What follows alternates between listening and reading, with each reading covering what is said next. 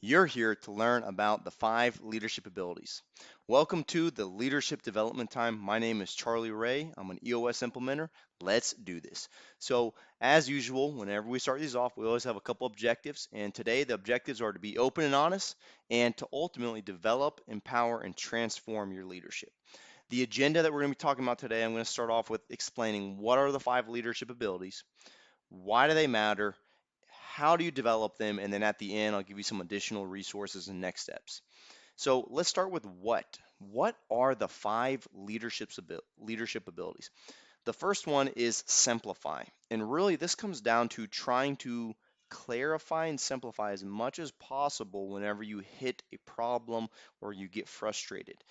The second leadership ability is delegate, and this is about multiplication. It's about replicating yourself so that you ultimately can not only delegate, but you can elevate your performance and teaching people below you to do the same thing. The third leadership ability is predict, and there's 2 levels you want to think about predict: short term and long term. Predicting the outcome based on behaviors and actions that you're doing. And so that's the third leadership ability. The fourth leadership ability is systemize. This is really about creating the right and best way to do things in such a way that you're creating consistency and scalability. And so systemizing is all about having clear processes. The last leadership ability is structure. What's the right and best structure for you 6 to 12 months in the future for your company, right? And so you're trying to create a structured approach to how you go about setting up your ideal day, your ideal week, your company. There's so many ways you can apply this. These are the 5 leadership abilities, and that was a quick overview and a simplified approach to what they are. Why do they matter? So let's talk about why. The reason the leadership abilities matter so much is because there's a problem. What's that problem? You've hit the ceiling. So I want you to imagine you have hit the ceiling. What the heck does the ceiling, what is that? I don't understand. You feel stuck. You keep trying stuff and things aren't working. What do you do when you've hit a ceiling in your life? What do you do when you've hit a ceiling as a department or as a company, as a team, and then ultimately as an organization? And those are the 3 levels. The problem of this ceiling shows up in those 3 levels. You, as an individual, at a leadership level, it shows up. You keep trying things, they aren't working. You're getting more of the same. What do? Apply the 5 leadership abilities at the individual leadership level. Level 2 is the team level. As a department, you guys are stuck. You keep trying things, and again, you're not getting the results that you want. And so something needs to change. What needs to change is you need to start applying the 5 leadership abilities. Or maybe as a company, you're getting stuck. You guys have hit the ceiling as an organization. And so the 5 leadership abilities, if you go back to those consistently when you get stuck and you've hit the ceiling, you will break through that ceiling every single time. Now, the leadership abilities work because they come together harmoniously. And so the leadership abilities are an incredible way for you to actually learn how to break through each of those different levels. And so what I want to show you now is how to implement each of the leadership abilities. Clarify and simplify as much as possible. I want you to think about simplifying as trying to break it down to its essence. What are you really trying to say? Delegate is all about replicating yourself, or better, you're trying to delegate to elevate. If you could clone yourself multiple times, what would you want those other clones to do? That's what delegation is all about. Leadership ability number 3 is predict. And so it's getting really good at short term and long term predicting future outcomes. If you do these behaviors, you should get these results. It could be as simple as if I drink water, I feel well hydrated throughout the day and I sleep better at night. Great, drink water. It could be something as much as we're going to solve problems the right way by solving them at the root level so they go away forever for the greater good of the department or the greater good of the company. That would be a way that you can say if we solve problems the right way, the best way every single time, we're able to ultimately make sure we get these results. So you're predicting future outcomes. Systemizing is creating simple, repeatable steps in your major core processes. And then structuring is all about trying to say what's the right and best structure for our company in the next 6 to 12 months. You could look at it from all three lenses: as a leader, as a team, and as a company. And so what I want to do right now is explain how you simplify in each of those levels. Change your way of thinking. As much as you can, try to say, how can I simplify this? As a team, change the way that your team solves issues. When you guys are problem solving and you're working through an issue, try to consider this question: how can we simplify this issue? And as a company, look to the EOS model. So what I want to show you is the EOS model. It probably feels like there's 136 issues hitting you at one time. The reality is all those issues are symptoms of a root cause, and the root cause is really six. And so what we call this are the six key components, and this is the EOS model. And so I'm going to show you real quick what the six key components are that truly run your business. To the extent that you can get 80% or stronger at these six key components, you will be able to run a better business and live a better life. Vision: where are you going as a company and how are you going to get there? There's two specific tools and disciplines that we use with our clients to help them get strong at their vision. I won't have time in this leadership development time to explain those, but just know that there are two specific ways that you can use two tools or disciplines to get strong in each key component. If you have a great vision, you want it to be accomplished by great people. And so, what does great people look like in your company, in your organization? It's really important to make sure that you're making decisions off of facts, figures, and objective information. So, data. That's running your organization off of numbers, off of measurables. When your vision, people, and data become clear, everything in your organization becomes transparent in terms of opportunities to capitalize on, obstacles, challenges, all types of issues and problems. And so that leads to the issues component. Issues is just saying, we're going to find a way to solve issues at the root level for the greater good of the company, and we're going to solve them one time, and we're going to do it in such a way that we do it every single time. So issues is solving the right issue at the root level for the greater good of the company, so it goes away forever. Process is all about making sure that you are creating consistency with your handful of major core processes. And if you do that, it increases scalability, which allows you to be more profitable as a company, and that makes it so much more fun to be around and easier to manage. The last key component of the EOS model is traction. And that's just making sure that you have focus, discipline, and true execution back on your vision. And so what you're needing to do to create that is accountability, have accountability. And so this is the EOS model, and I just showed you a quick way of how to actually simplify all the different moving pieces of your business. Harmonize, organize, all of them into these six key components. If you do that, you can really simplify how you run a better business and how you can live a better life. So that was simplify in action. Now, let's look at simplify in terms of three areas. I want you guys to understand what it means to have a mindset, a skill set, and a tool set. And so the first part is the mindset: clarify and simplify the problem and the solution. I want you to think, how can I simplify this? The tool set is the EOS model. This is going to help you simplify things in your business. Which of the six key components does this issue fit in?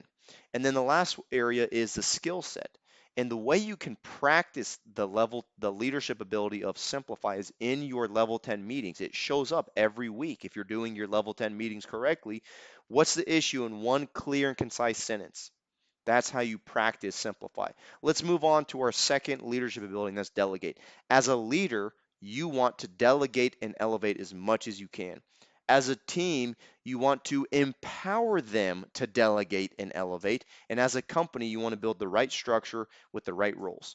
And so let's look at delegation in terms of the mindset. Focus your energy, efforts on activities that you love doing and are great at. Delegate the rest. You have a unique ability, a God-given talent that you are really good at. Focus your skill set, your mindset on your time, energy, and effort on doing those things. If you can do that, ultimately you're going to elevate your performance and you can delegate the rest to the rest of your company. So what's my God-given abilities? What's the best use of my time? You can't do everything, but there are certain things that you need to do for the greater good of the company. The tool set is the delegate and elevate tool. It's an amazing tool. And the key question here is, how can I delegate to elevate? So I want you guys to think about another thing, the skill set. How do you actually practice this? Well, you practice this leadership ability by trying to automate, delete, and defer things as much as you can. Eventually, if you can't do it, let's say you're a one-man show, a solopreneur, you're by yourself, that's how you can do it. Eventually, you might need to actually hire a virtual assistant or have one of your teammates come in and help you. And in order to do that, you're going to have to teach them and train them to learn the activities that you want them to understand. And you can do that only first by having some confidence and competence in it. And so you can delegate once you're teaching and training. And there's a great process that John Maxwell talks about called the empowerment process. And so really the question that you're trying to ask is, how can I empower my team? Here's what it looks like. Step one, I do it, you watch. Step two, I do it, you help me. Let's do it together. Step three, let's change it. You do it, now I'm going to help you. We're working together, but you're taking the majority of the responsibility and you're doing it. I'm kind of just there assisting you. I'm your assistant. Step four is you do it, I watch. And so this is where actually I could generate feedback. Hey, what did you think you did well? Where can you improve? And then I would tell you, here's where I think you did well, and here's where I think you can improve. So I'm watching you as you do it and generating feedback and then giving you feedback. It's an opportunity for you to take ownership on what you did well and the areas that you need to get better at. So that's the four steps, but the fifth step ultimately is the replication. You now can go empower somebody else to do it. So again, this was a process that's adapted from John Maxwell, but it's just taking the concept of delegate to elevate a little bit further and saying, how can I delegate to elevate? And how can I start empowering my team to start to understand how to get better at their unique God-given abilities? All right, so let's look at the third leadership ability, and that's predict. How do you predict? As a leader, you want to set and achieve 3 to 7 rocks. Those are the 90-day priorities. As a team, you want to set and achieve departmental rocks, and you can also do a scorecard. And then as a company, you're going to want to clarify and simplify the 8 questions of the VTO. And so, in order for you to do this, the mindset you have to have is focus on taking the right actions today to achieve the desired outcome tomorrow. If I do these push-ups, if I run hard and start to go 10 minutes a day of walking and then turn into jogging and running, I'll be ready. I'll be in shape. I'll start to feel better. I'll sleep better. I'll have more energy. What are the things you can do today that are going to impact you tomorrow? And that's really the question, is what can I do today to move me in the right direction tomorrow? It's based on your goals or based on your vision that you have. The tool set that I want you to use is the Vision Traction Organizer, or the VTO, and also the compartmentalized tool. And so what is my desired outcome by when? There are certain things that fit into a 1 year time frame that will be goals. There are 90-day time frames, which are rocks every quarter. And then there are to-dos, which are 7-day action items. And then you have issues. That's everything else in between. Short term, 90 days minus, and long term, 90 days plus. And so that's a little bit about predict. The skill set to practice the leadership abilities by setting and achieving your priorities in different time frames. So short-term predicting is less than 90 days. Long-term predicting would be more than 90 days. And that would be things like a 1 year plan, a 3 year picture, the long-term issues list, 90-day rocks, whereas short-term might be short-term issues in a to-do list. Key question, how can I accomplish my daily actions how can my daily actions help me accomplish my different priorities? You're just trying to say, if I do these actions, I will be able to get this outcome. So you're predicting what needs to happen. That's how you get really strong at predict. Now, let's look at systemize. How do you systemize things? Well, as a leader, you want to think consistently practice simplifying your life routines. Really important. You probably have a routine that you do every morning. What would happen if you just clarify and simplify it? You could systemize it. You might have a routine that you do in terms of your workout routine or your personal growth. How can you systemize it and make it the same every single time? You may have a routine that you do with you reach out. You reach out to a customer or a client, or you're trying to be proactive. How can you clarify it? How can you simplify it?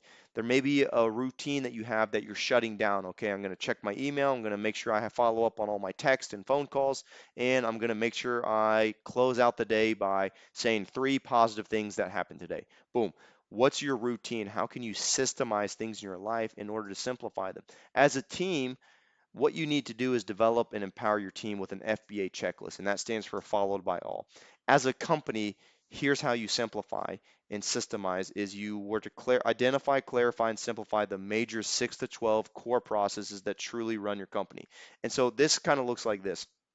There are certain things that you can do as a company that ultimately are going to help you, and if you can systemize them and turn them into a clear process, it's going to help you get higher consistency and lead to more scalability. So the mindset here is focus on clarifying and simplifying the 6 to 12. You cannot do it with everything. What are the 6 to 12 major core processes that truly run your company or your life?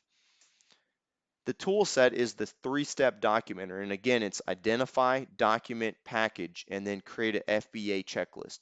What are the top 20% of the steps that are going to get me 80% of the way there?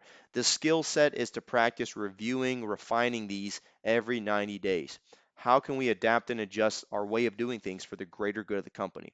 So within the EOS model, the process component, the 2 tools or disciplines to get strong are documented and then followed by all. And so there may be a handful of core processes like an HR process, how you go out and hire people, you're attracting the right people and repelling the wrong people. There may be a way that you have a marketing process, you're going out into the marketplace and messaging. What do you want people to know, feel, and do? Sales, you may have a sales process, how you go out and actually generate a sales. And then operations, there may be a customer service, you're capturing moments, creating Google reviews and YouTube video testimonies about how amazing your product or service is. And then maybe you have an accounting process, a handful of truly core processes. You identify them, ultimately clarify them and simplify them, and then package them. Okay. And when you package it, that's the 20-80% rule in its entirety. When you see it played out, it's what are the 20% of the steps that are going to give me 80% of the way there? You got to make sure they're followed by all. And this looks like training, measuring, manage, and update. Train people on what to do. Make sure you're measuring and managing the progress and then updating it. So that's what 100% strong looks like. And that's all what Systemize is all about. Now, the last leadership ability is structure. So how do you structure things as a leader? Create and use your ideal week. If you could lay out a perfect week, what would it look like? If it was ideal, what would it look like? As a team, create the right and best structure for your department, and as a company, use the accountability chart. So the mindset is focus on building the ideal structure for your company 6 to 12 months in the future. What is the right and simplest structure for our company in the 6 to 12 months? The tool set is the accountability chart. This is going to help guide you in clarifying and simplifying the right structure and the right roles. Structure first, people second. Don't try to put people in certain seats before you build the right structure. The skill set is to practice structuring your life using a personal or a family VTO. You can use the ideal year, the ideal week. You're trying to say, how can I best structure my life in order to win? So here's the accountability chart in its entirety. You have 5 major functions, a sales and marketing function. You go out into the marketplace, you're creating a demand in the market, and you're selling a good or a product or a service. And then you have operations, that function. What do you do once you sell it? Well, now you must deliver the product, good, or service. And then you have the finance function. That's where you actually are tracking the inflow and outflow of money. And so what ends up happening is that you have these 2 players, these 2 other major functions, the visionary and the integrator. They ultimately are driving accountability. The integrator is all about details, discipline. They're helping drive harmoniously organizing and orchestrating the accountability of the sales, marketing, operations, and finance function. They are very, very good at managing people and they like it. They're good at it. The visionary is all about big picture, big ideas. They got so many different ideas. They're all about big relationships. They're all about motivating people. They are not very good at managing the details and managing people. And so the visionary and integrator come together. They drive ultimately the company, and together, this is what we call the leadership team, the accountability chart.